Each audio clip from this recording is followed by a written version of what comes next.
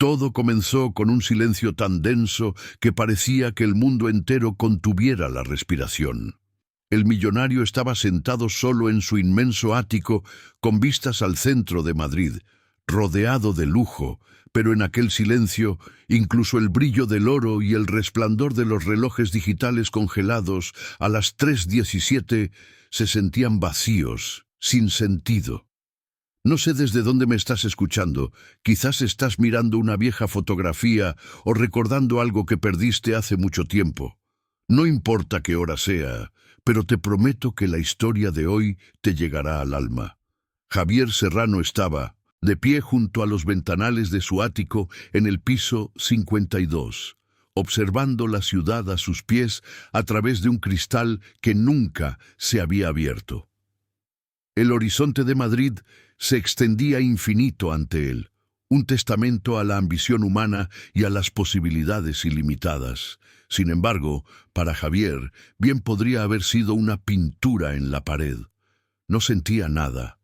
El viento de otoño aullaba contra el cristal, pero dentro de su fortaleza de mármol y acero, ni siquiera un susurro de aire se movía. El silencio era absoluto, roto únicamente por el zumbido distante de los sistemas de climatización que mantenían una temperatura perfecta en un mundo que había perdido todo su calor. Su reflejo le devolvía la mirada desde la ventana. Un hombre de 45 años que parecía mayor, con hilos de plata en su pelo oscuro y arrugas profundamente marcadas alrededor de unos ojos que habían olvidado cómo tener esperanza. Detrás de él, el ático se extendía como un monumento al éxito. Muebles de cuero italiano dispuestos con precisión matemática, cuadros abstractos que valían más que las casas de la mayoría de la gente y una cocina llena de electrodomésticos que brillaban sin haber sido usados. Pero eran los relojes los que contaban la verdadera historia. Por todo el apartamento, relojes de todo tipo se habían detenido a las 3:17, pantallas digitales, relojes de pie, elegantes piezas de sobremesa francesas, todos congelados en el momento en que el mundo de Javier se hizo añicos hace 3 años. El recuerdo llegaba sin ser invitado, como siempre. La risa de Sofía resonando en estas mismas habitaciones, su voz llamándole desde la cocina donde experimentaba con nuevas recetas, con las manos cubiertas de harina y la alegría iluminando sus ojos. El sonido de sus pasos sobre el parqué, el crujido del papel mientras le leía artículos de El País, mientras él se vestía para otro día de construir su imperio. Sofía había sido su ancla, su razón para cada riesgo calculado en bolsa, cada noche negociando fusiones que añadirían millones a su patrimonio. Su fortuna había crecido desde una modesta herencia hasta algo cercano a los cientos de millones de euros. Inversiones inmobiliarias, carteras de criptomonedas, acciones de primera línea que generaban ingresos pasivos mientras dormían, pero la riqueza no significaba nada sin alguien con quien compartirla. Aquella tarde de octubre de hace 3 años, Sofía conducía para encontrarse con él, para almorzar en su restaurante favorito de la Gran Vía. Un conductor ebrio se había saltado un semáforo en rojo en el cruce de la Castellana con la calle Goya. Javier estaba sentado en su despacho de esquina, revisando informes trimestrales que mostraban otro mes de récord, cuando su asistente llamó a la puerta con la noticia que detendría todos los relojes de su mundo. Al funeral asistieron cientos de personas, socios de negocios, amigos de su club de campo, familiares que ofrecían condolencias que se sentían como ecos en una caverna. Pero cuando el último invitado se fue y las flores empezaron a marchitarse, Javier se encontró solo con un silencio que parecía volverse más pesado cada día. El ático se había convertido en su prisión. El servicio de habitaciones le traía comidas que apenas tocaba. Su entrenador personal venía y se iba, manteniendo un cuerpo que a Javier ya no le importaba. Su asesor financiero llamaba semanalmente con actualizaciones sobre el rendimiento de su cartera. Las acciones de Tesla estaban al alza, las tenencias de Bitcoin se habían duplicado, las inversiones inmobiliarias en el barrio de Salamanca estaban experimentando una apreciación sin precedentes. Nada de eso importaba. Javier había alcanzado la cima del éxito, había construido un imperio de la nada, había acumulado suficiente riqueza para varias vidas. Sin embargo, cada mañana se despertaba con el mismo vacío aplastante, los mismos relojes congelados, las mismas ventanas cerradas que lo separaban de un mundo que había seguido adelante sin él. Había intentado perderse en el trabajo, adquiriendo empresas más pequeñas e incorporándolas a su firma de inversión. El dinero seguía fluyendo, dividendos de su cartera diversificada, rendimientos de sus fondos de cobertura, beneficios de las propiedades comerciales que poseía por todo el centro. Sus contables le aseguraban que su patrimonio neto seguía creciendo, mientras su alma se marchitaba. Los números en sus extractos bancarios se hacían más grandes, pero el hombre que los miraba se hacía más pequeño.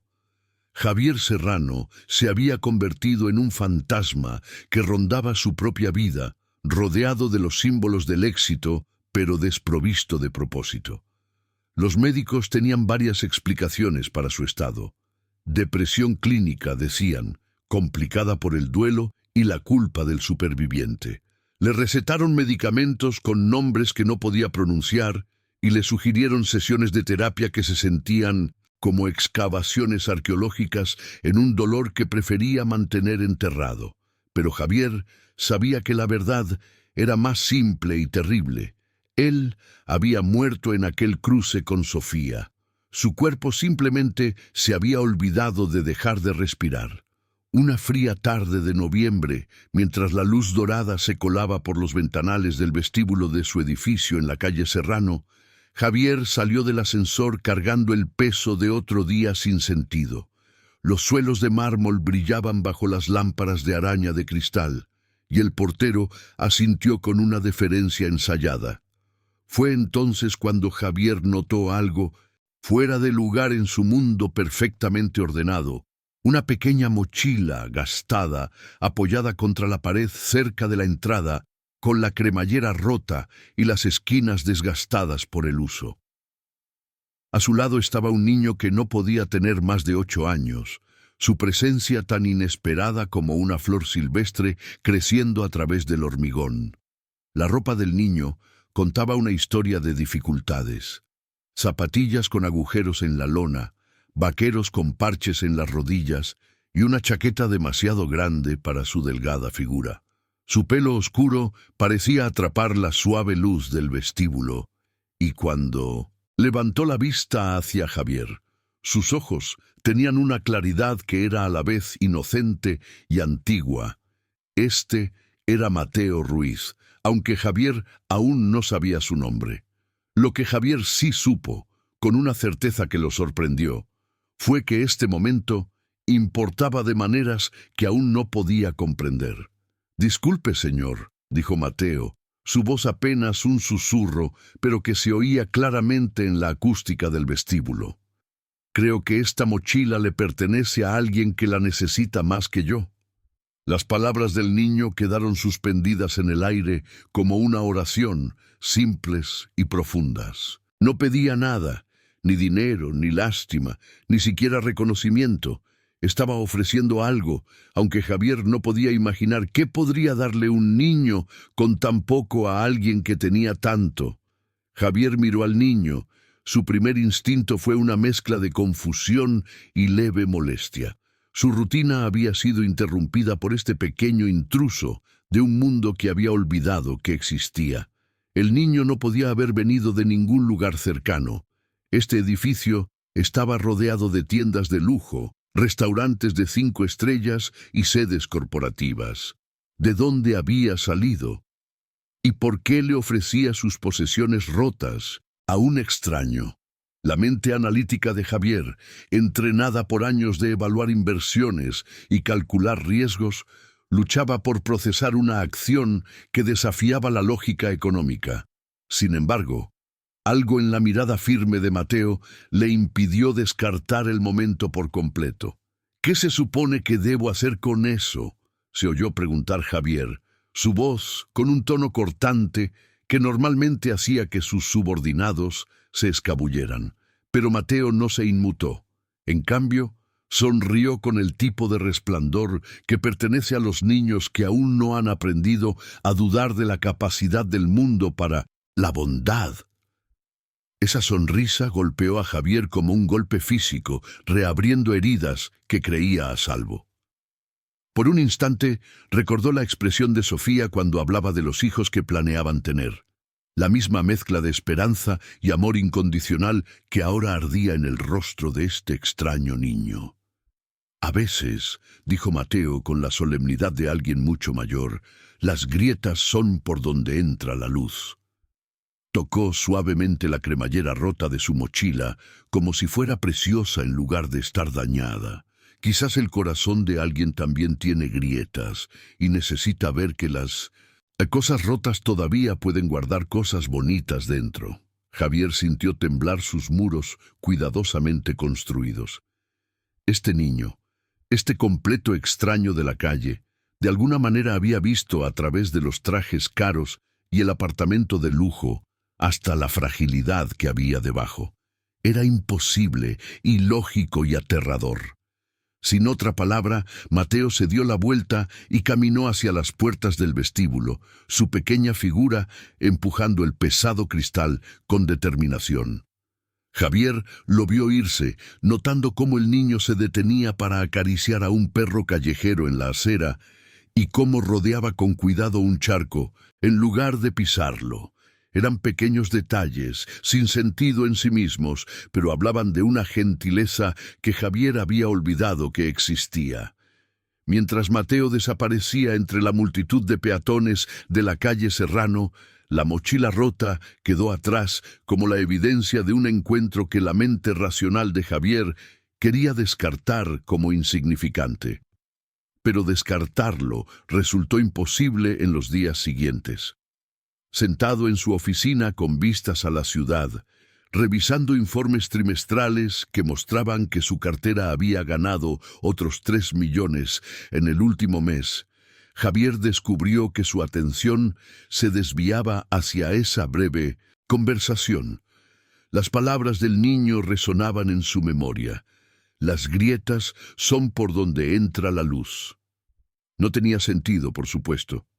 Las grietas eran debilidades estructurales, señales de fallo que necesitaban ser reparadas o reemplazadas. Javier había pasado toda su carrera identificando y explotando tales debilidades en las empresas que adquiría, convirtiendo sus vulnerabilidades en oportunidades de beneficio. Sin embargo, algo en la interpretación de Mateo le carcomía, sugiriendo una perspectiva que nunca había considerado.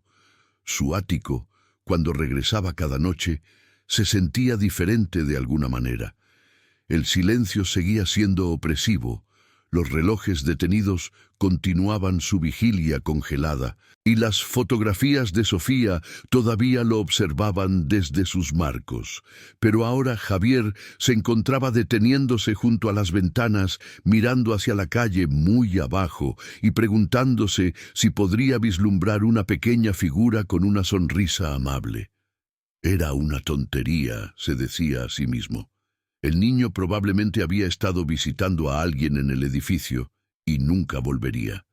Sin embargo, cada tarde traía una decepción cuando el vestíbulo resultaba estar vacío de pequeños intrusos.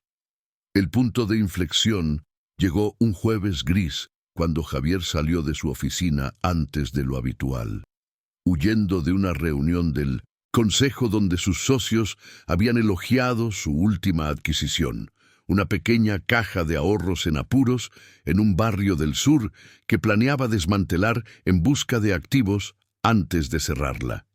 El elogio se sintió vacío, otra adición sin sentido a una fortuna que no traía ninguna satisfacción, Al entrar en el vestíbulo de su edificio, su corazón dio un vuelco al ver unas zapatillas gastadas y unos vaqueros con parches familiares. Mateo estaba de vuelta, sentado con las piernas cruzadas en el suelo de mármol, con su mochila rota al lado, colocando con cuidado un puñado de piedras lisas que aparentemente había recogido de algún lugar. «Hola de nuevo», dijo el niño, levantando la vista con esa misma sonrisa radiante. «He traído algo para enseñarte, si tienes tiempo». Javier miró a su alrededor en el vestíbulo, de repente consciente de cómo esta escena podría parecer a otros residentes o al personal del edificio. Un empresario millonario hablando con un niño de la calle. Podría malinterpretarse, podría dañar su reputación o crear responsabilidades legales.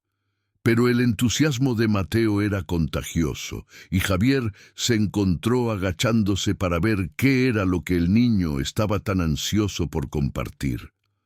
Las piedras no eran nada especial. Guijarros lisos, probablemente recogidos de algún parque, desgastados por innumerables mareas hasta formar suaves curvas. Pero Mateo las había dispuesto en patrones cuidadosos, creando algo que era casi como arte. «Mi mamá tiene 2 trabajos», explicó, sus pequeños dedos ajustando la colocación de una piedra gris particularmente hermosa con vetas blancas. «Limpia oficinas en el centro por la noche, y durante el día ayuda a cuidar a personas mayores que no pueden moverse bien. Se cansa mucho, así que a veces le hago estos dibujos. Dice que le ayudan a recordar que incluso las cosas ordinarias pueden ser hermosas si las miras de la manera correcta». Javier estudió la disposición de las piedras, notando la cuidadosa atención al color y la textura, la forma en que Mateo había equilibrado piezas más grandes con otras más pequeñas para crear armonía visual. Era el trabajo de alguien con ojo de artista, pero también era temporal, una creación que sería barrida por el personal de limpieza del edificio en cuestión de horas. La impermanencia no parecía molestar a Mateo en absoluto.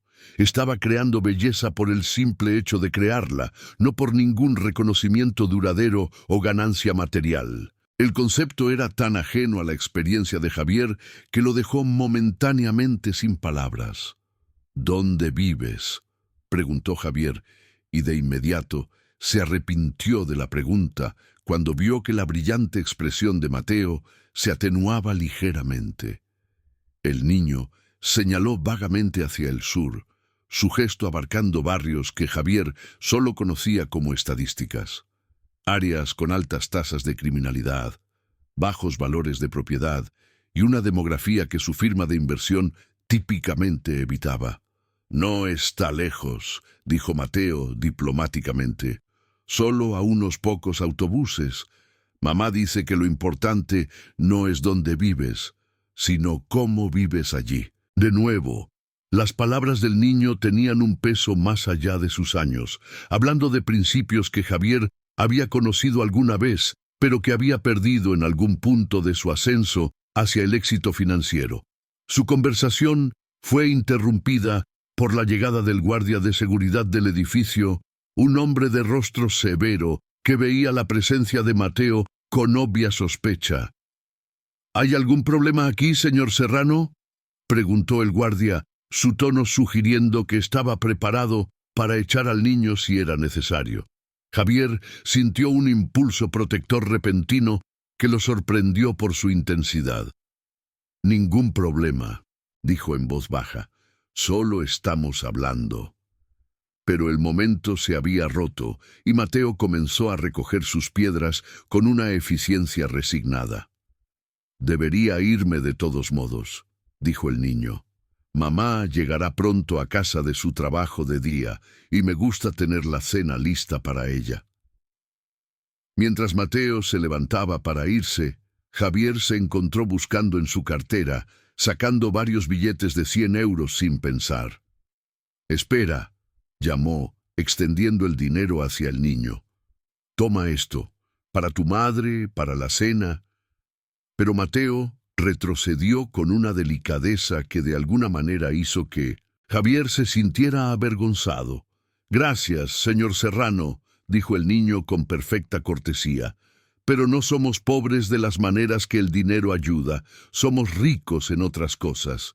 Con eso se marchó de nuevo, dejando a Javier sosteniendo un dinero que de repente se sentía sin sentido en sus manos y preguntándose cómo un niño había logrado ver tan claramente en su alma.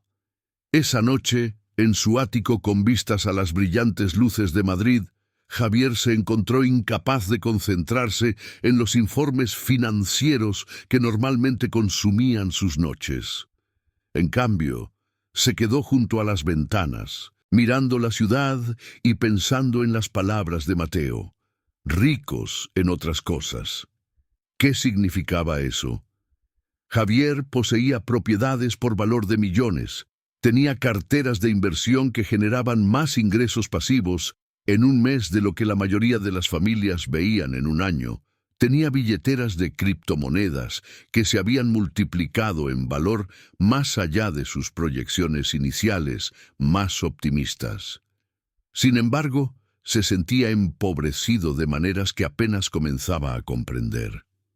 Por primera vez en 3 años, uno de los relojes detenidos en su ático comenzó a hacer tic-tac. Javier lo encontró a las 2:47 de la madrugada. Un reloj antiguo en su mesita de noche que Sofía había comprado en un mercadillo en sus primeros días juntos. Su suave tic-tac llenó el silencio como un latido, marcando momentos que ya no estaban congelados en el duelo. Javier se sentó a su lado en su pijama de seda, escuchando el sonido del tiempo que comenzaba a avanzar de nuevo, y sintió aparecer la primera grieta en el muro alrededor de su corazón. Las semanas siguientes trajeron cambios tan sutiles que Javier casi no los notó al principio. Su café de la mañana, preparado por su empleada del hogar, parecía tener un sabor diferente, más rico de alguna manera, más complejo.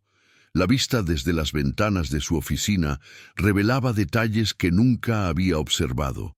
La forma en que la luz de la mañana pintaba la ciudad de oro, los patrones que formaban las bandadas de pájaros que migraban al sur, el caos organizado de los peatones que se movían por las calles de la ciudad con propósito y determinación.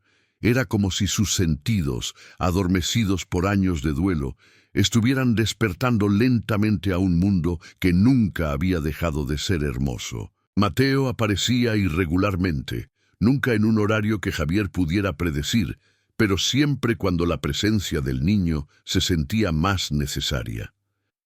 A veces traía pequeños regalos, una hoja particularmente hermosa recogida del Parque del Retiro, un trozo liso de vidrio desgastado por las olas de un lago, un dibujo que había hecho con ceras gastadas hasta el final. Otras veces, simplemente se sentaba en silencio en el vestíbulo, su presencia un suave recordatorio de que el mundo contenía una bondad que no se podía cuantificar ni comprar. Sus conversaciones revelaron a un niño sabio más allá de sus años cronológicos, alguien que entendía el sufrimiento pero elegía la esperanza con el coraje deliberado de un guerrero experimentado. «Mi papá se fue cuando yo era pequeño», confió Mateo durante uno de estos encuentros, sus pequeños dedos trazando patrones en el polvo de mármol que se acumulaba en las esquinas del vestíbulo. «Mamá dice que algunas personas simplemente tienen demasiado miedo de quedarse quietas cuando la vida se pone difícil, así que tienen que seguir moviéndose». No estaba enfadada con él, no, de verdad. Dijo que las personas heridas a veces hieren a otras personas sin querer. Javier sintió las palabras, como flechas que encontraban su objetivo. Con qué frecuencia había herido a otros a través de su aislamiento, su frialdad, su incapacidad para conectar, sus socios de negocios, el personal de su casa, incluso su propia hermana, que había dejado de llamar después de meses de mensajes no devueltos, todos víctimas de su retirada emocional. ¿Lo echas de menos?, preguntó Javier, y se sorprendió por la ternura de su propia voz. No le había hablado tan suavemente a nadie desde la muerte de Sofía. Mateo consideró la pregunta con la seriedad que ponía en todo, sus ojos oscuros reflejando pensamientos demasiado profundos para sus años. «Echo de menos la idea de él», dijo finalmente el niño, «como que echo de menos tener un papá que pudiera enseñarme cosas y jugar a la pelota y quizás arreglar cosas rotas. Pero no puedo echar de menos al él de verdad, porque nunca lo conocí de verdad, ¿sabes?». La sabiduría de esta distinción golpeó a Javier como agua fría. Cuánto de su duelo era por Sofía misma y cuánto por el futuro que nunca habían compartido, los hijos que nunca habían criado, los recuerdos que nunca habían creado. Quizás parte de su dolor era por posibilidades en lugar de realidades. Estas conversaciones se convirtieron en lo más destacado de los días de Javier, aportando color a un mundo que había estado pintado en tonos de gris durante demasiado tiempo. Se encontró esperando las apariciones de Mateo con una anticipación que se sentía a la vez extraña y familiar. La forma en que una vez había esperado la llamada de Sofía en medio de ajetreados días de trabajo o su llave girando en la cerradura cuando llegaba a casa de viajes de negocios. La presencia del niño estaba sanando algo en Javier que había creído permanentemente roto, enseñándole que la conexión todavía era posible incluso en las ruinas de su antigua vida. Pero su creciente amistad no pasó desapercibida para otros en el mundo de Javier. El doctor Ramírez, su médico y antiguo compañero de golf, expresó su preocupación durante una cita de rutina. «Javier, tengo que preguntarte, ¿qué es eso que oigo de que pasas tiempo con un niño de la calle en tu edificio?».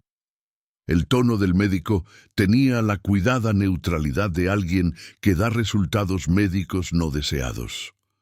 «Mi portero se lo mencionó al mío, y bueno, la gente está empezando a hablar. Un hombre en tu posición, con tu patrimonio, tiene que tener cuidado con las apariencias. Una falsa acusación, un malentendido, y toda tu cartera podría estar en riesgo». Javier sintió que la ira brotaba en su pecho, una furia limpia y justa que lo sorprendió por su intensidad. ¿Cuándo le había importado más proteger su reputación que seguir a su corazón? ¿Cuándo la opinión de extraños se había vuelto más importante que una conexión humana genuina? «El niño no vive en la calle», dijo con rigidez, «vive con su madre y se las arreglan bastante bien, y no hay nada inapropiado en nuestra amistad». Pero incluso mientras decía las palabras, Javier pudo ver el escepticismo en la expresión del doctor Ramírez, la misma evaluación calculadora que había visto en reuniones de negocios cuando los tratos se salían del guión. El médico se inclinó hacia adelante, bajando la voz al tono conspirador reservado para discutir el uso de información privilegiada o estrategias de evasión de impuestos. «Javier, tu patrimonio es de casi 100 millones de euros. Solo tu cartera de inversiones genera suficientes ingresos pasivos para mantener a varias familias. Ese tipo de riqueza atrae todo tipo de atención indeseable, incluidas personas que podrían usar a niños para manipular a hombres de éxito. No digo que este niño sea parte de algún plan, pero tienes que considerar la posibilidad. Vuelve a centrarte antes de que pierdas todo por lo que has trabajado». La conversación dejó a Javier sintiéndose vacío y ansioso, como si el doctor Ramírez hubiera plantado una semilla venenosa en su mente que inmediatamente comenzó a crecer. ¿Podría Mateo ser parte de algún elaborado timo? ¿Estaba su madre usando el encanto natural del niño para manipular a un objetivo adinerado? La posibilidad parecía monstruosa, un insulto a la pura alegría que Javier había visto en los ojos de Mateo, pero no podía descartarla por completo. Su éxito empresarial se había basado en el escepticismo y la cuidadosa evaluación de riesgos. Quizás su juicio estaba comprometido por la soledad y el duelo, haciéndolo vulnerable exactamente al tipo de explotación que describía el doctor Ramírez. Estas dudas pesaron mucho en la mente de Javier la próxima vez que Mateo apareció en el vestíbulo, y por primera vez su interacción se sintió tensa. Javier se encontró analizando las palabras del niño en busca de significados ocultos, buscando signos de manipulación o respuestas ensayadas. Cuando Mateo mencionó que a su madre le habían reducido las horas en uno de sus trabajos, Javier se preguntó inmediatamente si esto era la preparación para una solicitud de dinero. Cuando el niño admiró la lámpara de araña del vestíbulo, Javier se cuestionó si estaba calculando su valor para algún futuro robo. Era una forma terrible de pensar en un niño, pero las palabras del doctor Ramírez resonaban en su mente como un himno tóxico. Tienes que protegerte. El veneno alcanzó su punto máximo durante lo que sería su última conversación normal durante varias semanas. Mateo le había traído a Javier una pequeña cruz de madera que había tallado él mismo, sus bordes ásperos suavizados por horas de paciente trabajo con una navaja sin filo. «Te hice esto», dijo el niño con su habitual sonrisa radiante. «Mamá dice que las cruces nos ayudan a recordar que incluso cuando suceden cosas muy malas, el amor sigue siendo más fuerte que el dolor. Pensé que quizás te vendría bien que te lo recordaran». El regalo fue ofrecido con una generosidad tan inocente que Javier sintió que su cinismo se desmoronaba. Esto no era una manipulación calculada. Esto era amor puro, ofrecido libremente por un niño que tenía todas las razones para estar amargado por las injusticias de la vida, pero que en cambio elegía la gracia. Pero incluso mientras Javier aceptaba la pequeña cruz, sintiendo su peso en la palma de su mano como una representación física de la esperanza, su teléfono vibró con un mensaje del doctor Ramírez. «He oído que te han vuelto a ver hablando con ese chico. Recuerda lo que hablamos. Tus accionistas no lo entenderán si esta situación se va de las manos». El mensaje se sintió como agua helada en sus venas, recordándole todas las formas en que su reputación podría ser destruida y su fortuna perdida.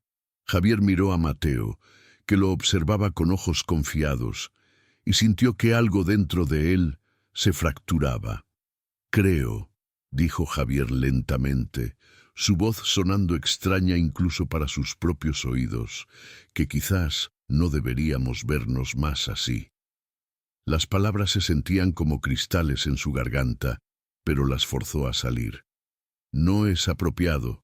Soy un hombre de negocios, y tú solo eres un niño. La gente podría tener una idea equivocada».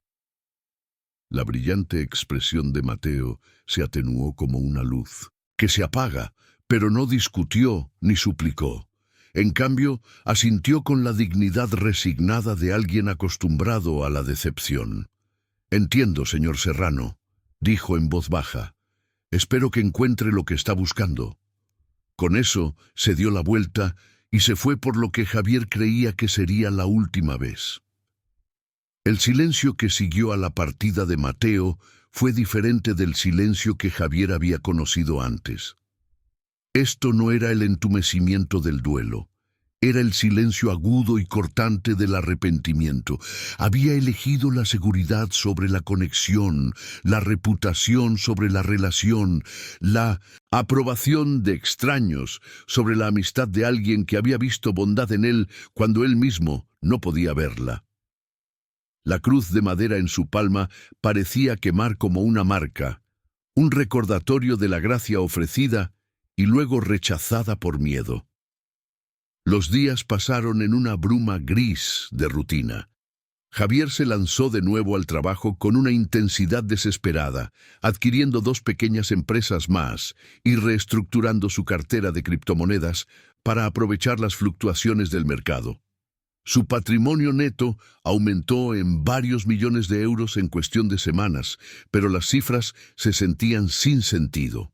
Había ganado seguridad financiera y perdido algo infinitamente más valioso: la posibilidad de sanar, la esperanza de conexión, la oportunidad de ser visto como algo más que el saldo de su cuenta bancaria.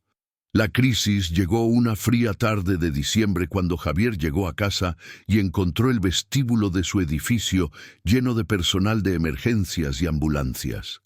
La señora Domínguez, una anciana del 15º piso, estaba siendo subida a una ambulancia mientras su hija sollozaba cerca. «¿Qué ha pasado?», preguntó Javier al portero, aunque una parte de él ya temía la respuesta. «Un infarto», respondió el hombre, sombríamente. «El médico dice que si ese niño no hubiera estado aquí para llamar al 112, podría no haberlo logrado». El chico se quedó con ella. Le cogió la mano hasta que llegaron los sanitarios. Un verdadero héroe, ese. Javier sintió que el mundo se tambaleaba bajo sus pies. «¿Qué niño?», preguntó, aunque ya lo sabía. La descripción del portero confirmó sus temores. Mateo había estado visitando el edificio a pesar de su última conversación. Había presenciado el colapso de la señora Domínguez y había actuado con el tipo de coraje y compasión que salva vidas. Mientras Javier había estado protegiendo su reputación y contando su dinero, un niño había estado demostrando cómo era la verdadera riqueza.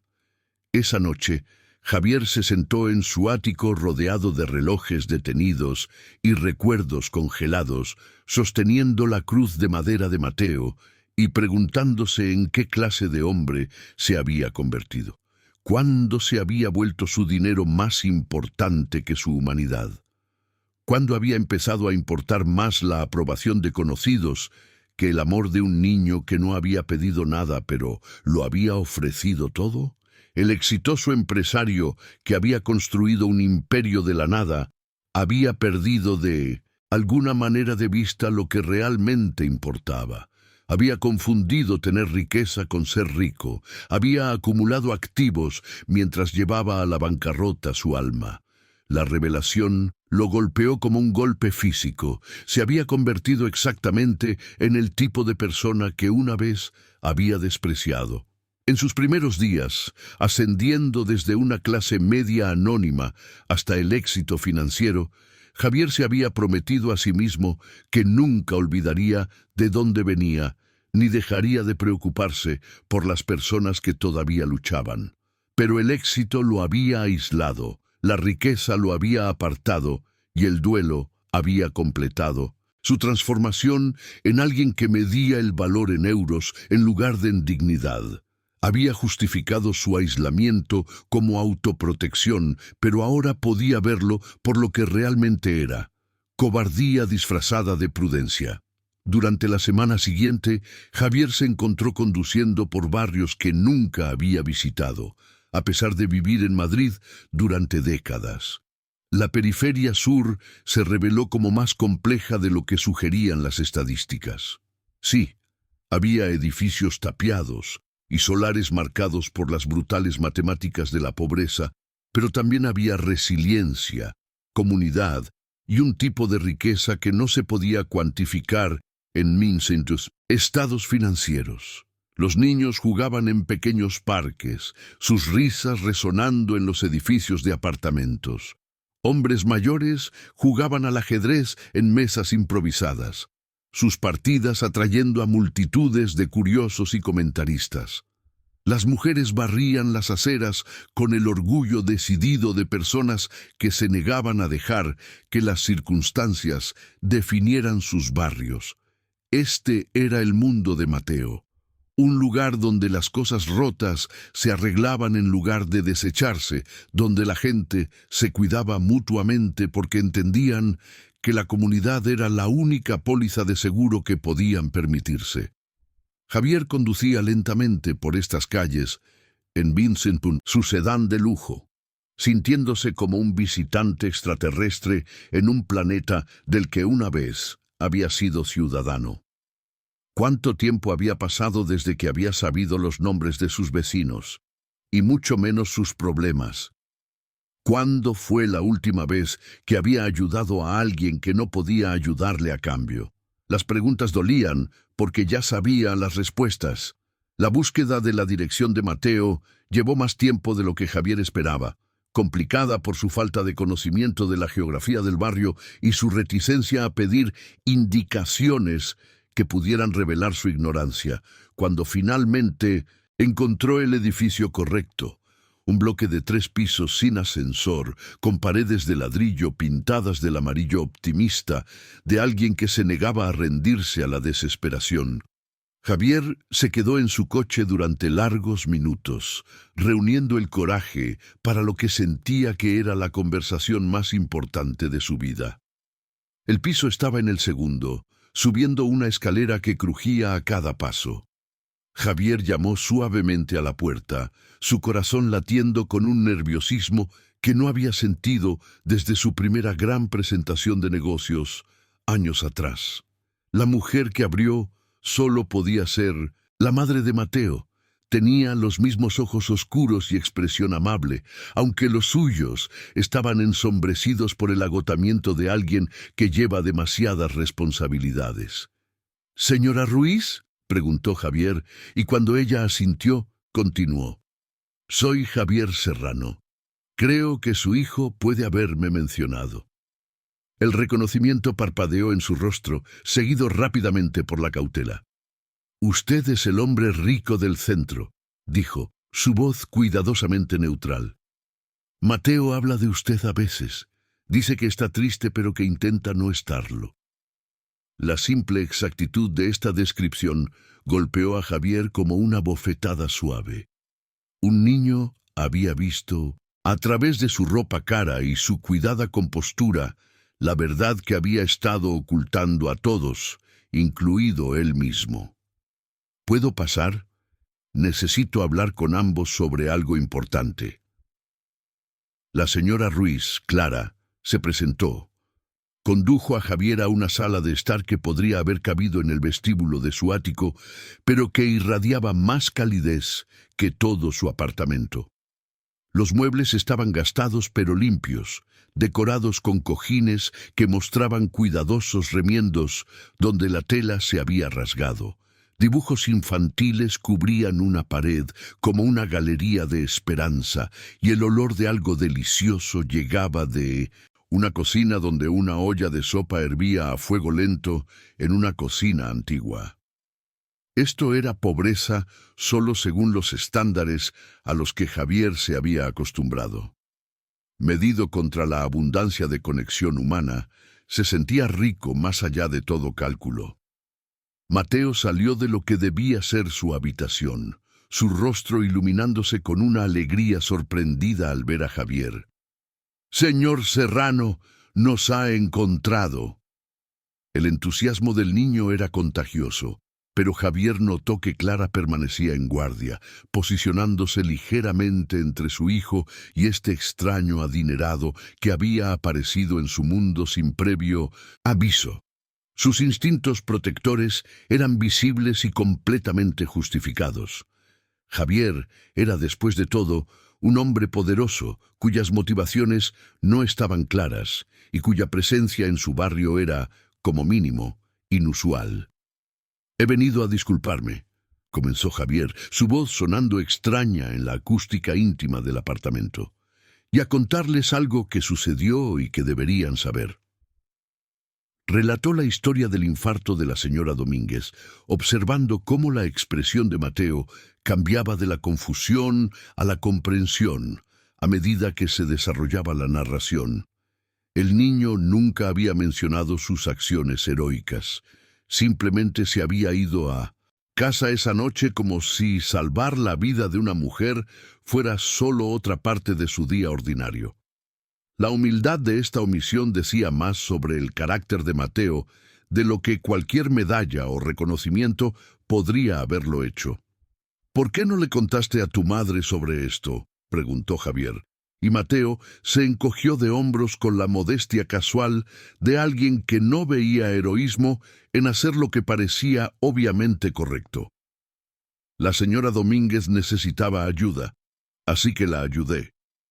Mamá me enseñó a llamar al 112 si alguien se hace daño, y a quedarme con ellos para que no se asusten. No fue gran cosa en realidad, pero sí fue una gran cosa para Javier, quien reconoció en las acciones del niño todo lo que había perdido de vista durante sus años de éxito acumulado y aislamiento acumulado. La expresión de Clara se había suavizado mientras Javier hablaba, la sospecha dando paso a algo parecido a la comprensión. «Ese es mi Mateo», dijo con tranquilo orgullo. «Ha estado trayendo gente a casa desde que aprendió a caminar. Gatos callejeros, pájaros heridos, ancianos solitarios de la parada del autobús. Solía preocuparme que algún día confiara en la persona equivocada, pero su corazón ve cosas que el resto de nosotros pasamos por alto». Hizo una pausa, estudiando el rostro de Javier con ojos que parecían ver más de lo que él se sentía cómodo revelando. «¿Qué es lo que realmente quiere de nosotros, señor Serrano?». La pregunta era justa, directa y completamente justificada. Javier tenía una riqueza más allá de la imaginación de la mayoría de la gente. Vivía en un mundo de lujo que estas personas apenas podían comprender y había aparecido en sus vidas sin una agenda clara, excepto alguna conexión nebulosa con su hijo de 8 años.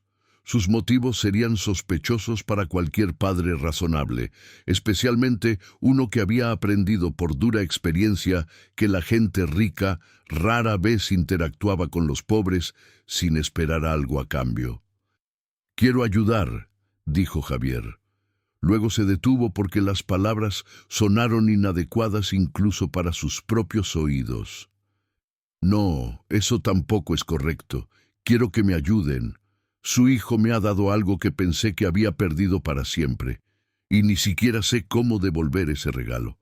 He estado solo durante 3 años, diciéndome a mí mismo que era más seguro que arriesgarme en conectar.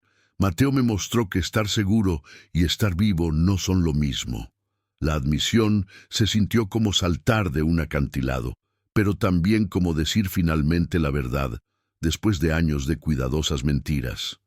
Clara y Mateo intercambiaron una mirada que decía mucho sobre su estrecha relación, una comunicación silenciosa que Javier envidió incluso mientras la presenciaba.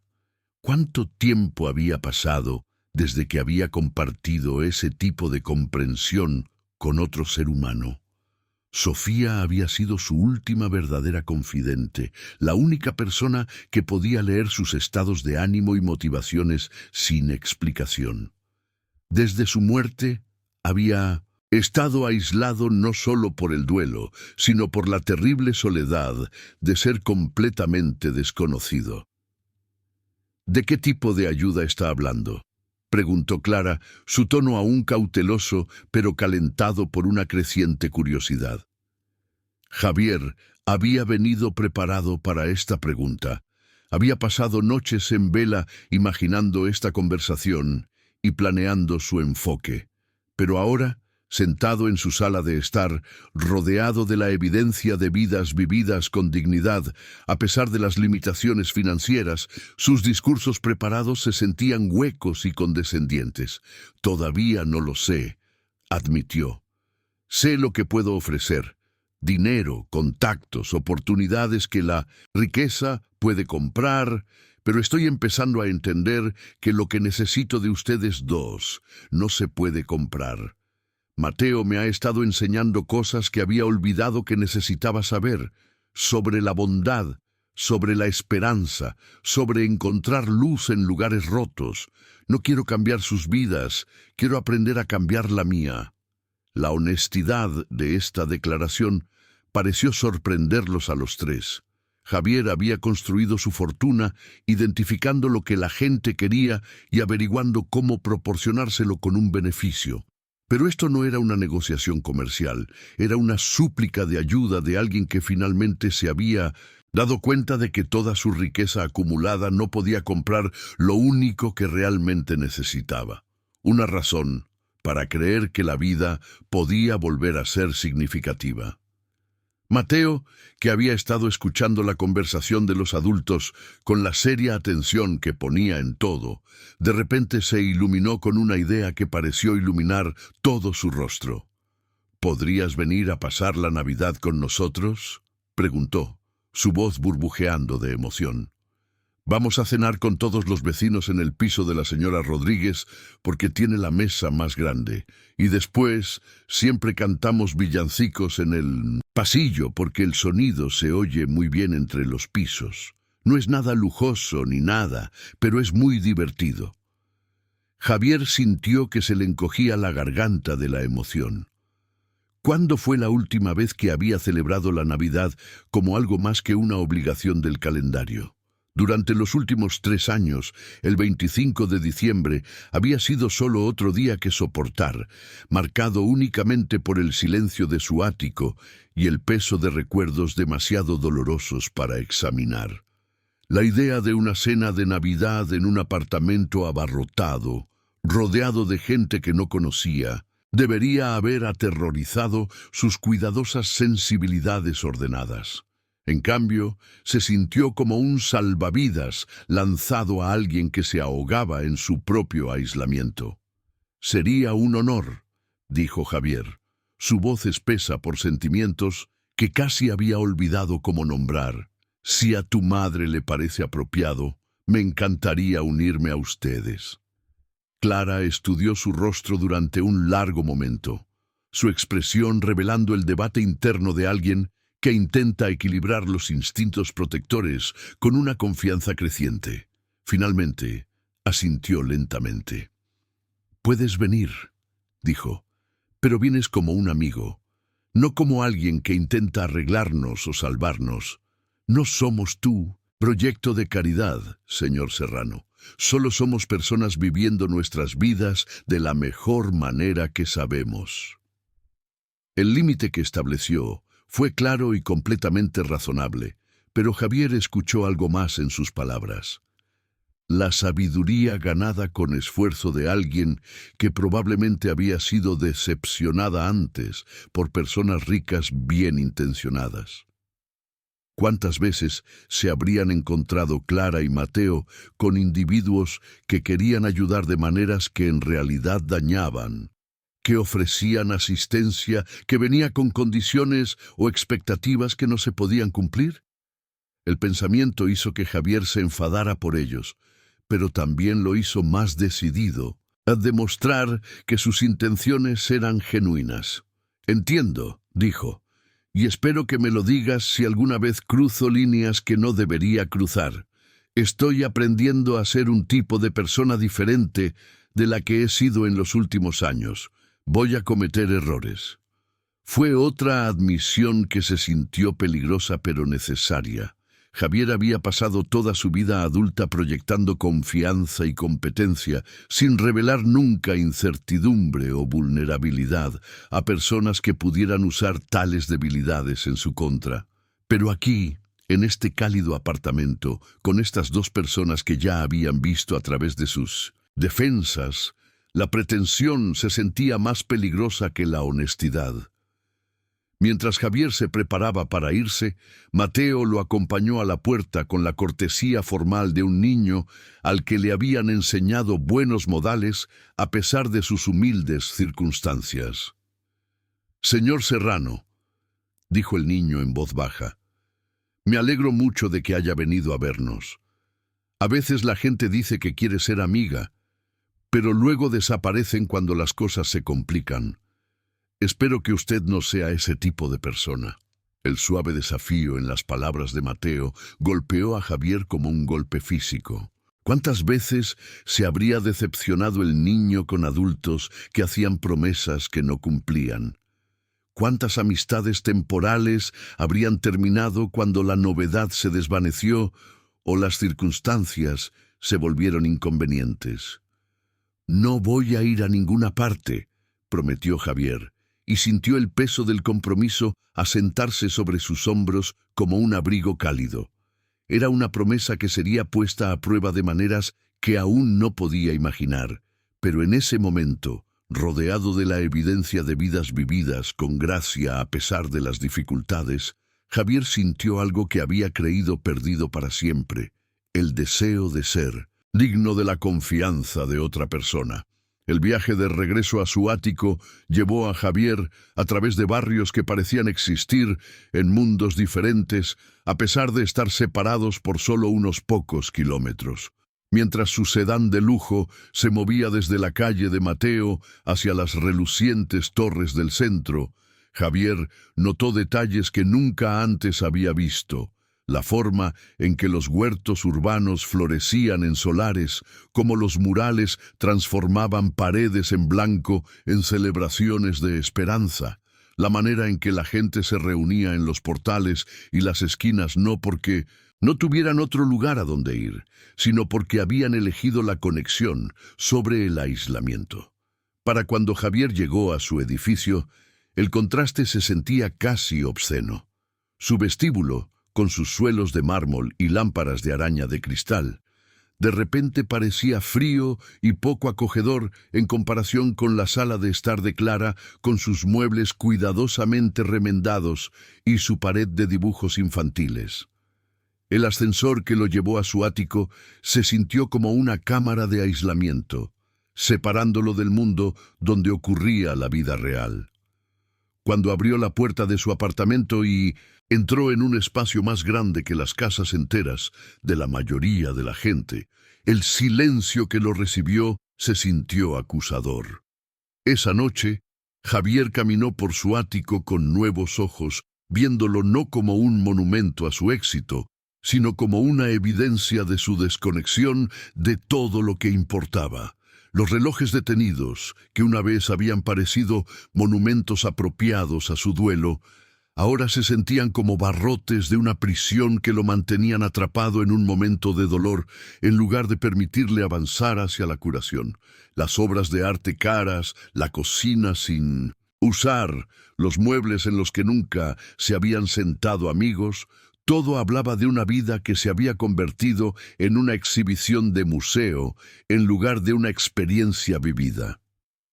Por primera vez en 3 años, Javier comenzó a poner en marcha los relojes. Uno por uno se movió por el apartamento, ajustando las horas y dando cuerda a los mecanismos, llenando el silencio con la suave percusión de los momentos que avanzaban. Cada tic-tac se sintió como un pequeño acto de rebelión contra el duelo que lo había mantenido prisionero, una declaración de que el tiempo podía comenzar de nuevo incluso después de que pareciera permanentemente detenido. Fue un gesto simple, pero se sintió como lo más importante que había hecho desde la muerte de Sofía. Todavía faltaban 2 semanas para Navidad, pero Javier se encontró planeándola con un entusiasmo que lo sorprendió. ¿Qué se llevaba a una cena comunitaria en un edificio de apartamentos de la periferia? Sus regalos habituales, vinos caros, artículos de lujo, donaciones benéficas hechas en nombre de la gente, de repente parecían inapropiados, incluso insultantes. Quería contribuir con algo significativo, algo que viniera del pensamiento en lugar del dinero, del esfuerzo en lugar del gasto. La solución se le ocurrió mientras caminaba por el Parque del Retiro, tratando de despejar la cabeza después de un día particularmente difícil, reestructurando su cartera de inversiones. Los niños estaban haciendo muñecos de nieve en la nieve fresca de diciembre, sus risas resonando en los árboles desnudos como una música que había olvidado cómo escuchar. Javier recordó las historias de Mateo sobre su madre trabajando en 2 empleos, sobre noches en las que la cena era simple pero compartida con amor, sobre la forma en que el niño hacía arte con objetos encontrados y lo regalaba libremente. ¿Y si Javier pudiera cocinar algo él mismo? La idea era a la vez aterradora e intrigante. La cocina de su ático contenía electrodomésticos de nivel profesional que apenas se habían usado desde la muerte de Sofía, equipos que representaban miles de euros en lujos innecesarios. Pero también representaban una posibilidad, la oportunidad de crear algo con sus propias manos, de contribuir con trabajo en lugar de solo firmar un cheque. Los siguientes días los dedicó a aprender habilidades que Javier no había necesitado desde la universidad. Vio videos de cocina en línea, practicó técnicas básicas, quemó varias tandas experimentales de varios platos mientras su empleada del hogar observaba con una diversión apenas disimulada. Fue un trabajo humilde, el tipo de aprendizaje propenso al fracaso que su éxito empresarial le había permitido evitar durante años. Pero también había alegría en el proceso, la satisfacción de mejorar gradualmente, el placer de crear algo tangible y útil. Cuando finalmente llegó el día de Navidad, Javier se encontró de pie frente al edificio de Clara y Mateo, llevando una gran olla de chili casero y una fuente de pan de maíz, ambos preparados con recetas que había aprendido específicamente para esta ocasión. Sus manos temblaban ligeramente mientras subía las escaleras familiares, nervioso de una manera que no había sentido desde su primera gran presentación ante el consejo. Pero este nerviosismo era diferente. Provenía de la esperanza en lugar del miedo, de la posibilidad de conexión en lugar de la amenaza del rechazo. El rellano del tercer piso ya estaba lleno de gente y comida. Vecinos saliendo de los apartamentos con platos que hablaban de la diversidad cultural del edificio. Arroz con frijoles, empanadas, cuscús, tortilla de patatas, creando una aromática Naciones Unidas de tradiciones de inmigrantes y migrantes.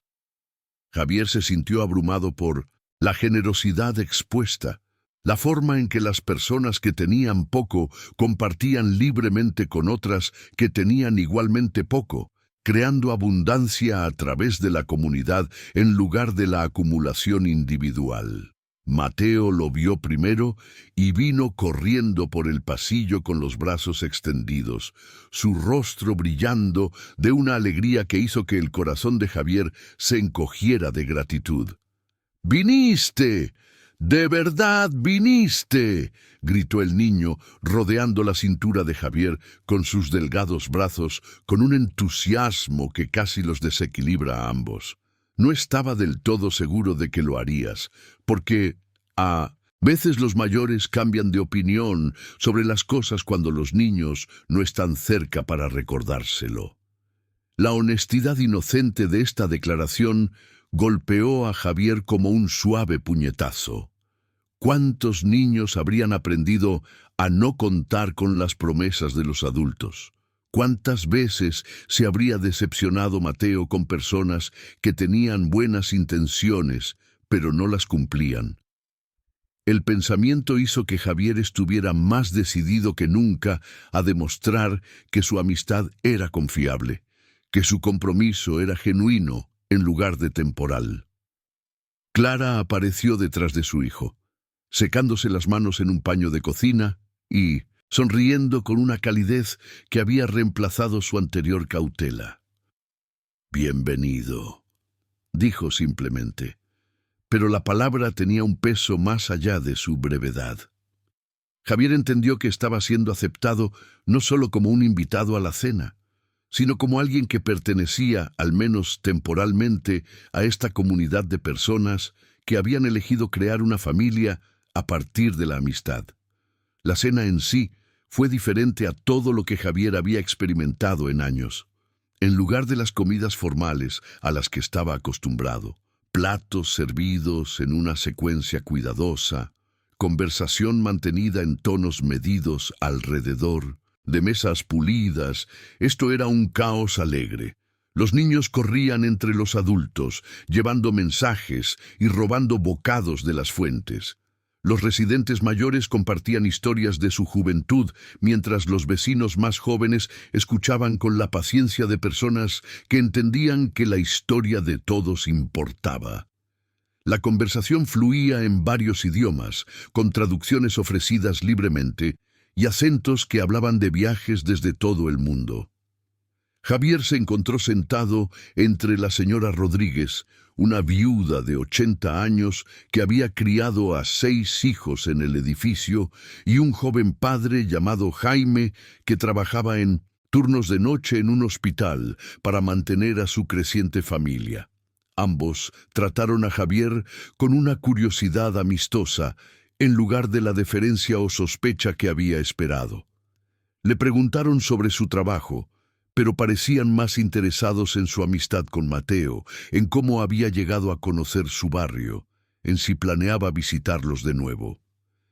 Mateo tiene buen juicio para las personas, le dijo la señora Rodríguez a Javier durante un momento de calma entre platos. Ese niño puede detectar la maldad a 1 kilómetro de distancia, pero también ve lo bueno en la gente que ha olvidado que lo tenía. Si confía en ti, eso significa algo por aquí. Sus palabras tenían la autoridad de alguien que había visto crecer a niños durante décadas, que había aprendido a leer el carácter a través de la experiencia en lugar de la reputación. A medida que avanzaba la noche, Javier se encontró relajándose de maneras que había olvidado que eran posibles. La conversación era real. La gente hablaba de luchas y éxitos, de los logros de los hijos y los problemas de salud de los padres, de esperanzas para el futuro y recuerdos del pasado. Era el tipo de comunicación significativa que había desaparecido de su vida junto con todo lo demás, reemplazada por charlas de negocios y obligaciones sociales que se sentían cada vez más huecas. Cuando la comida terminó y comenzaron a cantar villancicos, Javier experimentó algo cercano a un despertar espiritual. Las voces que llenaban el pasillo no estaban entrenadas profesionalmente. Pertenecían a gente trabajadora, gente cansada, gente que cantaba no por actuar, sino por la simple alegría de hacer música juntos. La acústica del estrecho pasillo transformó su coro de aficionados en algo trascendente, cada voz añadiendo su propia imperfección para crear una armonía más hermosa que cualquier producción de una sala de conciertos. Mateo se paró junto a Javier durante el canto, su pequeña voz sumándose al sonido colectivo con una confianza inconsciente. En un momento dado, el niño se acercó y tomó la mano de Javier, sosteniéndola con el afecto casual de alguien que asumía que su amistad era bienvenida. El simple gesto rompió algo en el pecho de Javier. Liberó lágrimas que había estado conteniendo durante 3 largos años. No eran exactamente lágrimas de tristeza, aunque el duelo era ciertamente parte de su complejidad. Eran lágrimas de gratitud, de reconocimiento, de un hombre que finalmente entendía lo que se había estado perdiendo. Después de que terminara el canto formal y la gente comenzara a regresar a sus apartamentos individuales, Javier se quedó en el pasillo con Clara y Mateo, reacio a que la noche terminara. «Gracias», dijo inadecuadamente, «por incluirme, por dejarme ser parte de esto». Había olvidado lo que se sentía al pertenecer a un lugar.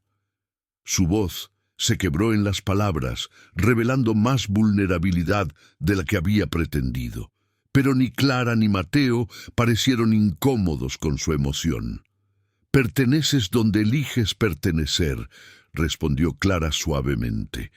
«Pero pertenecer no es algo que simplemente sucede, es algo en lo que trabajas, día a día, elección tras elección. Esta noche ha sido buena, pero lo que realmente importa es mañana». Sus palabras tenían el peso de alguien que había aprendido que una comunidad genuina requería un compromiso continuo en lugar de una participación ocasional. Era un desafío y una invitación todo en uno. Mateo, incansable a pesar de la hora tardía, tiró de la manga de Javier con la urgencia de un niño que tenía información importante que compartir. «Señor Serrano», dijo seriamente, «mañana es cuando solemos ir al comedor social a ayudar a servir el almuerzo. No es tan divertido como esta noche, pero es un trabajo importante. ¿Quizás le gustaría venir con nosotros? La invitación fue ofrecida con el mismo espíritu generoso que caracterizaba todas las interacciones de Mateo, asumiendo lo mejor de las personas, mientras les daba espacio para decepcionar, si así lo elegían. Javier sintió que se le apretaba la garganta de la emoción. Aquí había otra oportunidad para demostrar su compromiso, otra oportunidad para salir de su zona de confort y comprometerse con el mundo que habitaba Mateo. La perspectiva era a la vez aterradora y emocionante. Nunca había sido voluntario en un comedor social. No tenía idea de lo que implicaba tal trabajo. Probablemente sería la persona más rica en la sala por órdenes de magnitud. Pero ninguna de esas preocupaciones parecía importante en comparación con la oportunidad de pasar más tiempo con estas personas que lo habían acogido tan generosamente.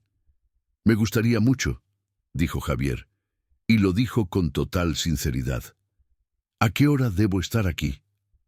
Los detalles prácticos se sentían importantes. Quería hacerlo bien, llegar preparado y a tiempo, demostrar que su palabra era confiable incluso en asuntos pequeños. El rostro de Mateo se iluminó de satisfacción, como si Javier hubiera pasado algún tipo de prueba que no se había dado cuenta de que estaba tomando. Mientras Javier finalmente se dirigía de regreso a su coche, caminando por calles que ya no le parecían extrañas o amenazantes, reflexionó sobre cuánto había cambiado en el espacio de una sola noche. El aislamiento que había definido su vida durante 3 años, de repente, se sentía opcional en lugar de inevitable. La riqueza que lo había aislado de una conexión significativa también podría usarse para facilitarla si era lo suficientemente inteligente y humilde como para descubrir cómo. El viaje de regreso a su ático lo llevó a través de barrios que comenzaba a ver de manera diferente, no como estadísticas sobre tasas de criminalidad y valores de propiedad, sino como comunidades donde la gente trabajaba, amaba, luchaba y celebraba como en cualquier otro lugar. Los contrastes entre ricos y pobres seguían siendo marcados, aún preocupantes, pero ya no se sentían insuperables. Construir puentes era posible, si la gente de ambos lados estaba dispuesta a hacer el trabajo. Esa noche, Javier se sentó en su ático, escuchando el sonido de los relojes haciendo tic-tac por todo el apartamento, marcando un tiempo que una vez más avanzaba. El silencio todavía estaba allí, pero ya no se sentía opresivo. En cambio, se sentía expectante, preñado de posibilidades en las que había dejado de creer. Por primera vez desde la muerte de Sofía, Javier se durmió pensando en el mañana en lugar de regodearse en el ayer. El comedor social estaba ubicado en el sótano de la parroquia de San Mateo, un robusto edificio de ladrillo que había servido al barrio durante más de un siglo. Javier llegó temprano, inseguro de qué esperar y queriendo estar preparado para cualquier tarea que se le pudiera asignar. Había elegido su ropa con cuidado, vaqueros y un suéter sencillo que esperaba que pareciera accesible en lugar de ostentoso, aunque sospechaba que su inexperiencia sería obvia, independientemente de su vestuario. Clara y Mateo ya estaban allí cuando Javier bajó las escaleras del sótano de la iglesia, trabajando eficientemente junto a otros voluntarios para transformar el salón social en un restaurante temporal. Se estaban colocando mesas, preparando estaciones de servicio y calentando grandes ollas de sopa en cocinas industriales. El ambiente era profesional pero cálido, caracterizado por la fácil cooperación de personas que habían trabajado juntas muchas veces antes. «¿Has venido?», dijo Mateo con evidente placer, dejando su trapo para darle a Javier un rápido abrazo. «Mamá dijo que probablemente lo harías, pero todavía estaba un poco preocupado porque este lugar es bastante diferente de donde sueles estar». La honestidad del niño era refrescante y completamente precisa. Este sótano, con sus suelos de linóleo y luces fluorescentes, difícilmente podría estar más alejado del entorno habitual de Javier de salas de juntas y restaurantes de lujo. El trabajo en sí era sencillo, pero físicamente exigente. A Javier le asignaron la línea de servicio, sirviendo sopa en cuencos y haciendo bocadillos según procedimientos cuidadosamente establecidos. Era un trabajo repetitivo que requería atención a los protocolos de seguridad alimentaria y consideración por las restricciones dietéticas, pero también era profundamente satisfactorio de maneras que no había anticipado. Cada persona que pasaba por la línea tenía una historia. Se comportaba con dignidad, a pesar de las circunstancias que los habían llevado allí. Algunos de los comensales del comedor social reconocieron a Mateo y lo saludaron por su nombre, sus rostros iluminándose al ver la sonrisa contagiosa del niño. Quedó claro que esto no era un voluntariado ocasional. Para la familia Ruiz era un compromiso regular, parte de su rutina semanal, en lugar de una actividad de ocasión especial. Javier observó a Clara trabajar con una eficiencia practicada, notando cómo recordaba las preferencias de la gente y preguntaba por sus familias con un interés genuino.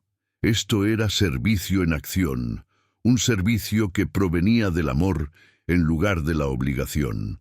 La multitud del almuerzo incluía a personas que Javier nunca habría encontrado en sus círculos habituales, jubilados con pensiones fijas, padres trabajadores que luchaban por llegar a fin de mes, personas que lidiaban con problemas de salud mental o adicciones, familias desplazadas temporalmente por desahucios o violencia doméstica. Lo que más le llamó la atención fue la ausencia de autocompasión o derecho entre los comensales. La gente esperaba pacientemente en la fila, agradecía genuinamente a los voluntarios y se trataba con cortesía a pesar de sus propias dificultades. Durante una breve pausa entre la hora punta del almuerzo y la limpieza, Javier se encontró conversando con el padre Miguel, el sacerdote que supervisaba el programa del comedor social. El hombre tendría unos 50 años, con manos callosas y ojos que hablaban de años de servicio en circunstancias difíciles.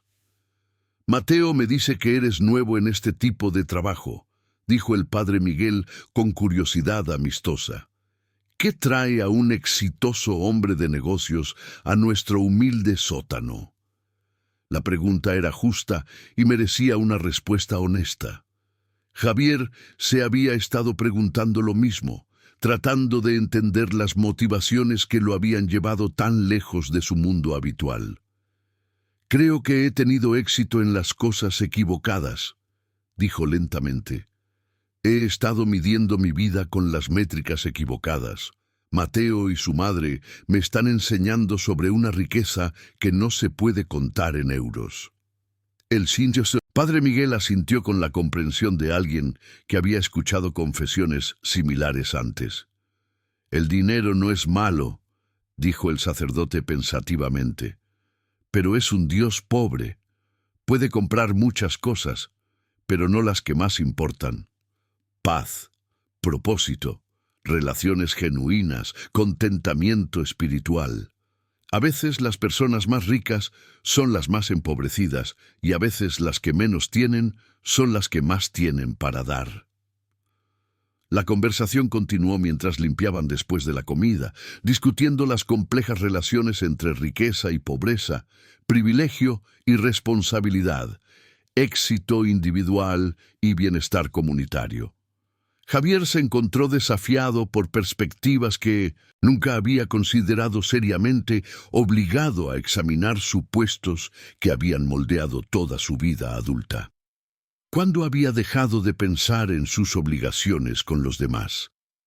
¿Cuándo la acumulación personal se había vuelto más importante que el bienestar colectivo, A medida que terminaba la jornada de trabajo y los voluntarios comenzaban a dispersarse, Javier sintió reticencia a abandonar este lugar, donde el propósito se sentía tan claro e inmediato.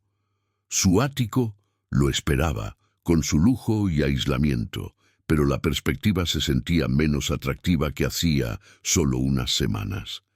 En lugar de apresurarse a regresar a su soledad familiar, se encontró ofreciendo llevar a Clara y Mateo a casa, queriendo extender su tiempo juntos y retrasar su regreso al vacío.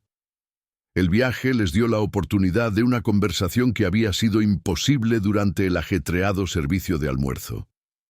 Mateo, orgulloso del exitoso primer día de voluntariado de Javier, parloteaba emocionado sobre las personas a las que habían servido y el trabajo que habían logrado. Pero Clara estaba más callada, estudiando a Javier con ojos pensativos que parecían ver más de lo que él revelaba.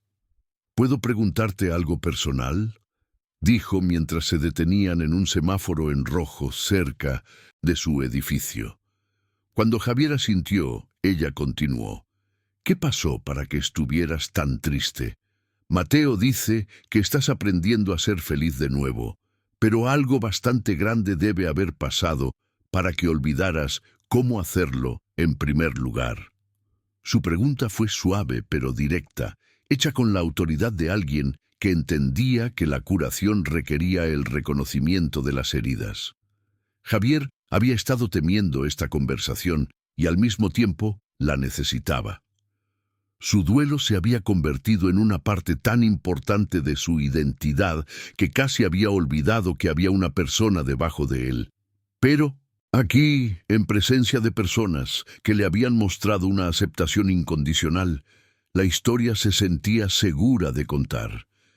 Mi esposa murió hace 3 años, dijo simplemente. Accidente de coche. Llevábamos casados 8 años. Estábamos hablando de formar una familia. Desde entonces, he estado existiendo en lugar de vivir, haciendo las cosas por inercia sin sentido. El silencio que siguió no fue incómodo, fue respetuoso, reconociendo el peso de la pérdida sin tratar de disminuirlo con un consuelo falso. Finalmente, Mateo habló desde el asiento trasero con la profunda simplicidad que caracterizaba todas sus declaraciones importantes. Morir es triste, pero olvidar cómo vivir es más triste. Seguro que a tu esposa no le gustaría que dejaras de ser feliz solo porque ella ya no puede ser feliz contigo. Las palabras golpearon a Javier como un golpe físico, no porque fueran crueles, sino porque eran ciertas. Sofía se habría enfurecido al verlo atrapado en esta prisión de duelo, habría exigido que encontrara formas de honrar su amor a través de un compromiso renovado con la vida en lugar de un aislamiento de ella.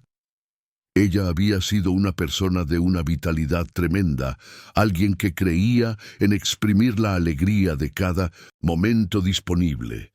Su prolongado luto no era un tributo a su memoria. Era una traición a todo lo que ella había creído sobre cómo se debía vivir la vida.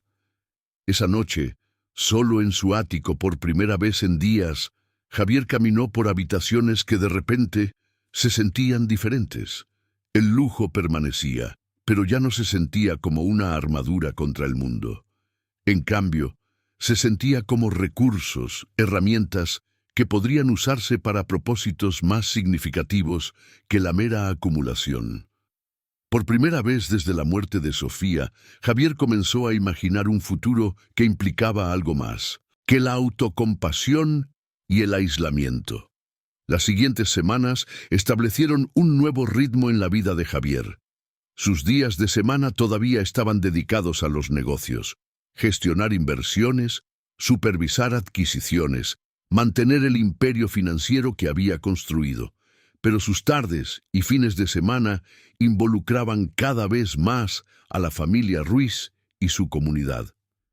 Se convirtió en un habitual en el comedor social, aprendió a ayudar con los deberes en el centro cívico local y se encontró invitado a fiestas de cumpleaños y celebraciones de graduación de personas que apenas estaba empezando a conocer.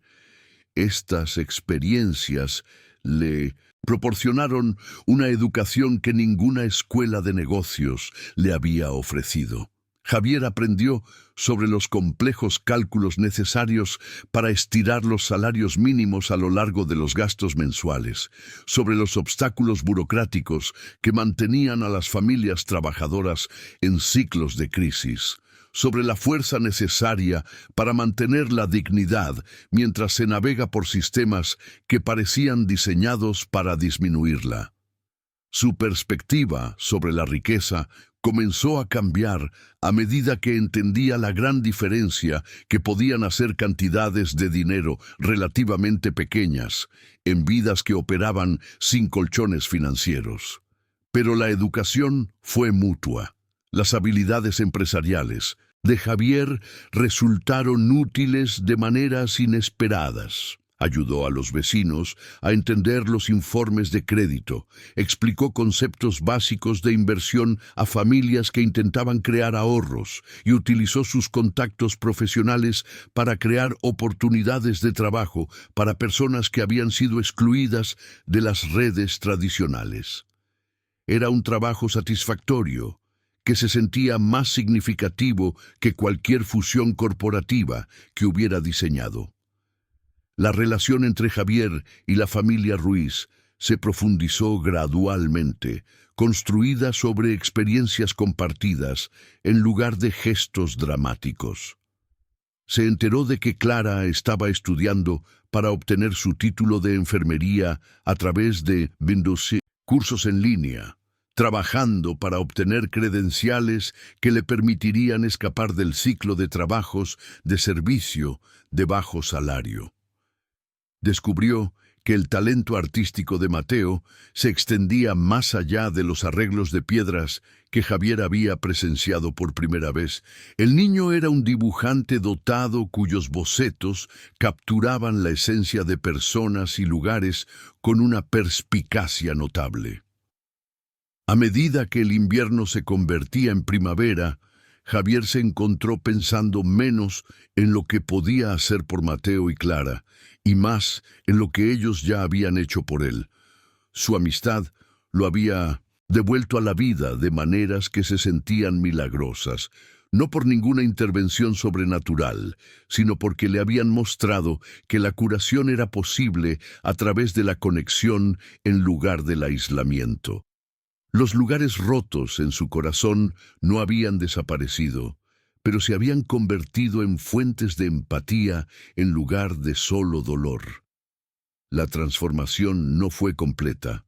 Un duelo tan profundo no desaparece de la noche a la mañana, y Javier todavía luchaba con momentos de tristeza abrumadora que amenazaban con devolverlo a viejos patrones de aislamiento.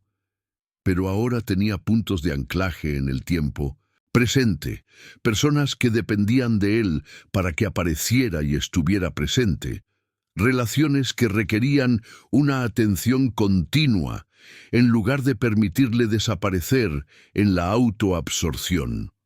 Una tarde a finales de marzo, mientras Javier estaba sentado en la sala de estar de Clara, ayudando a Mateo con una tarea de matemáticas que estaba poniendo a prueba la paciencia de ambos, se dio cuenta de que este pequeño apartamento se sentía más como un hogar que su ático en años. El calor aquí no era generado por costosos sistemas de calefacción, provenía de la conexión humana, de la acumulación de experiencias compartidas y cuidado mutuo que transformaba cualquier espacio en un santuario. «Señor Serrano», dijo Mateo de repente, levantando la vista de sus tablas de multiplicar con una expresión de inusual seriedad. «Va a seguir siendo nuestro amigo incluso cuando ya no se sienta triste. A veces me preocupa que la gente solo nos necesite cuando lo está pasando mal, y luego se olviden de nosotros cuando sus vidas mejoran». La pregunta reveló una sofisticación sobre la naturaleza humana que ningún niño de 8 años debería haber necesitado desarrollar. Pero también le ofreció a Javier la oportunidad de hacer promesas que tenía la intención de cumplir. Mateo dijo Javier, dejando su lápiz y prestándole toda su atención al niño. Tú y tu madre no solo me ayudasteis en un momento triste, me mostrasteis lo que significa estar vivo, lo que significa ser parte de algo más grande que yo.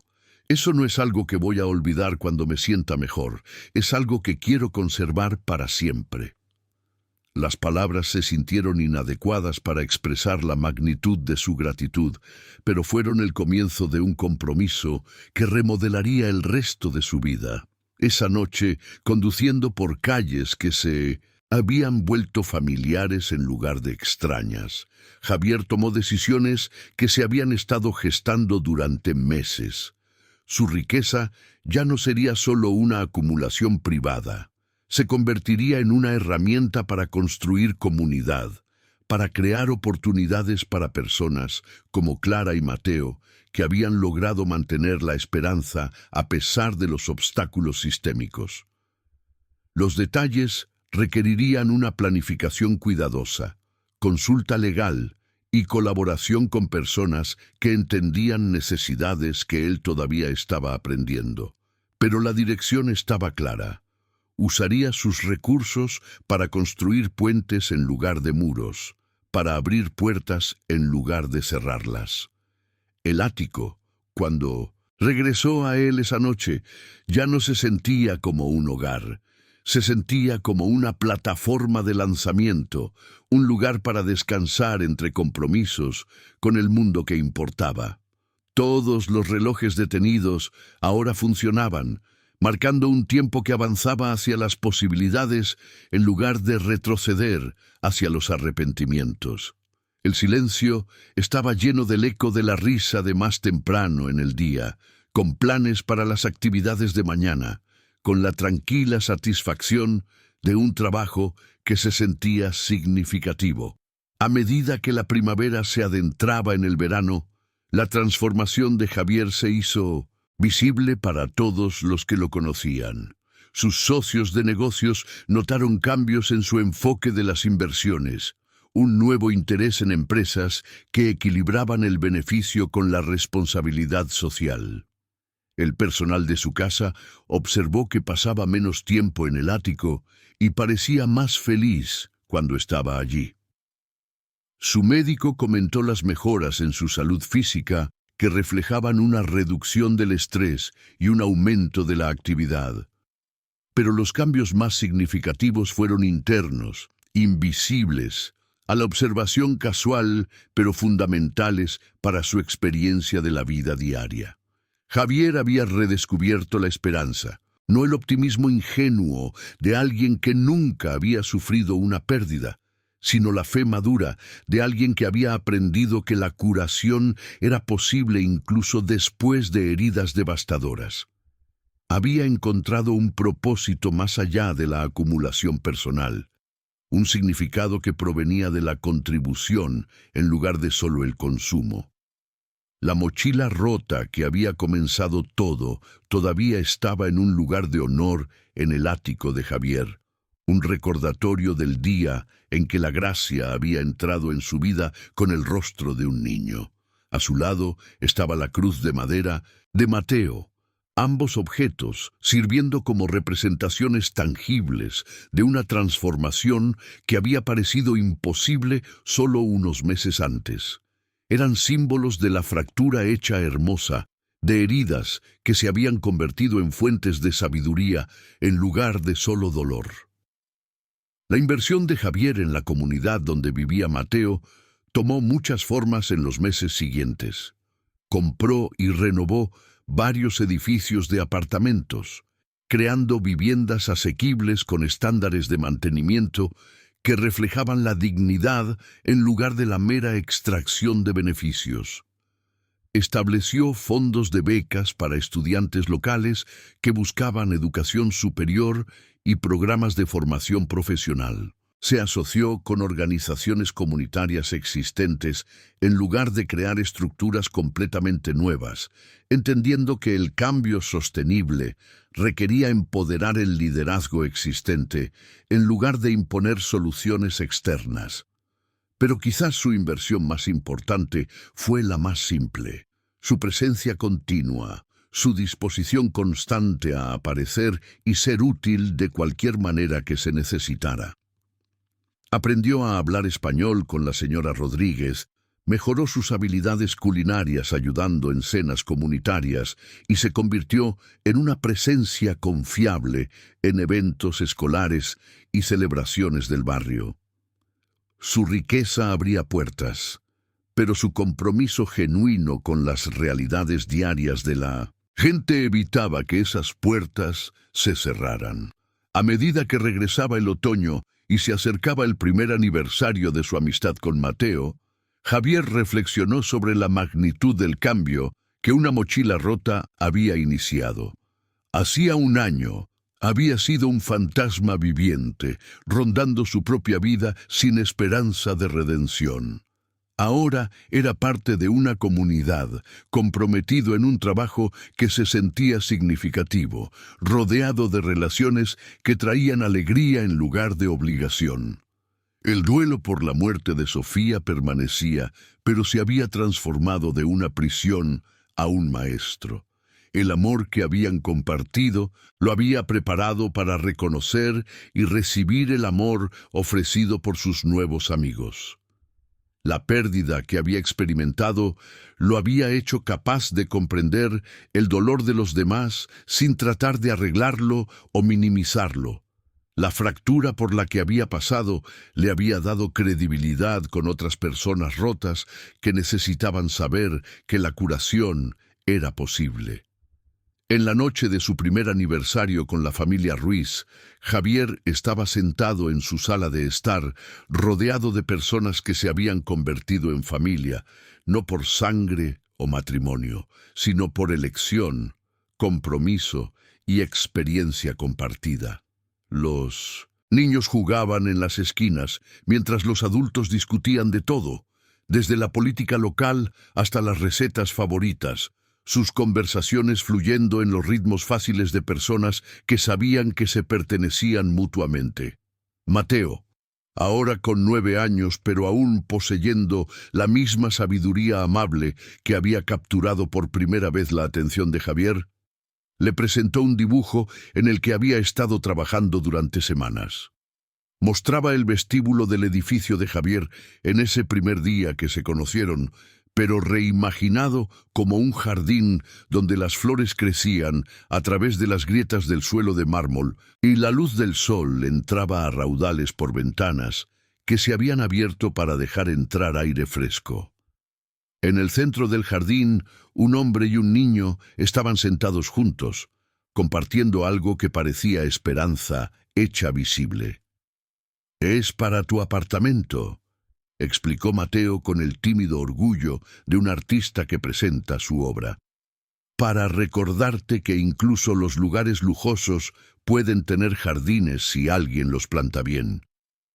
El dibujo estaba ejecutado con la habilidad técnica de un niño, pero capturaba verdades emocionales que los artistas profesionales podrían tener dificultades para transmitir.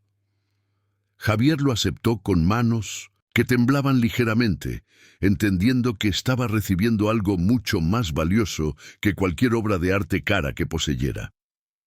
Esa noche, Javier colgó el dibujo de Mateo en un lugar de honor en su ático, junto a la ventana que daba a la ciudad que había aprendido a ver con nuevos ojos. Madrid se extendía debajo de él como siempre lo había hecho. Un complejo tapiz de riqueza y pobreza, esperanza y lucha, conexión y aislamiento.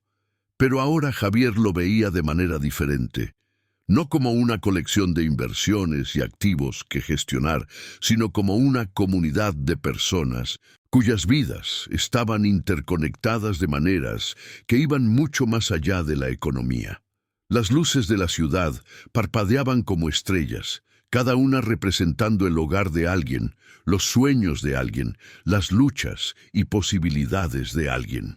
Entre ellas había un pequeño apartamento donde una madre soltera probablemente estaba ayudando a su hijo con los deberes, donde un niño que había aprendido a ver la luz en los lugares rotos se preparaba para otro día de ser un milagro en un mundo ordinario, y en su ático, 52 pisos por encima de la calle, Un millonario, que había pensado que su historia había terminado, se dormía con gratitud en su corazón y planes para el mañana en su mente. Los relojes de su apartamento hacían tic-tac de manera constante, marcando un tiempo que avanzaba hacia la esperanza en lugar de alejarse de ella, midiendo momentos que importaban en lugar de solo momentos que pasaban. La mochila rota había hecho su trabajo. Había servido como un puente entre dos mundos que parecían imposiblemente separados, pero que resultaron estar íntimamente conectados. A través del coraje de un niño y la gracia de una amistad inesperada, el vacío se había llenado, el aislamiento se había convertido en conexión y la riqueza había encontrado su expresión más verdadera. No en la acumulación, sino en la circulación, no en la posesión, sino en el regalo. La transformación de Javier Serrano estaba completa, pero su historia apenas comenzaba. El mañana traería nuevas oportunidades para ser útil, nuevas oportunidades para construir comunidad, nuevas posibilidades para compartir la abundancia que no provenía de su cuenta bancaria, sino de sus relaciones con personas que le habían enseñado que la vida más rica es la que se pasa al servicio de los demás. Y en algún lugar de la ciudad de abajo, un niño de 8 años probablemente se dormía con una sonrisa en su rostro, contento sabiendo que a veces, cuando ofreces tu fragilidad al mundo, recibes algo hermoso a cambio. A veces, el gesto más pequeño crea los cambios más grandes. A veces el amor se disfraza de pérdida, la esperanza finge ser desesperanza y los milagros visten la ropa ordinaria de la amistad cotidiana. El niño había dejado una mochila rota frente a un millonario, y al hacerlo, había remendado 2 corazones que ninguno de los dos sabía que eran capaces de sanar. ¿Y tú, alguna vez has conocido a alguien pequeño que haya cambiado tu vida de una manera inmensa? ¿Te has encontrado con la gracia vestida con ropa de trabajo y hablando con la voz de un niño? ¿Has descubierto que las cosas que pensabas que estaban rotas podrían ser en realidad los lugares por donde podría entrar la luz? Cuéntame tu historia en los comentarios. Si este relato de amistad inesperada tocó algo en tu corazón, por favor, dale a me gusta a este vídeo y compártelo con alguien que necesite recordar que la curación siempre es posible, que la comunidad se puede encontrar en los lugares más insospechados y que a veces la persona a la que creemos que estamos ayudando es en realidad la que nos salva. Suscríbete a este canal para más historias que nos recuerdan lo que realmente importa. No la riqueza que acumulamos, sino el amor que compartimos. No el éxito que logramos solos, sino las conexiones que construimos juntos.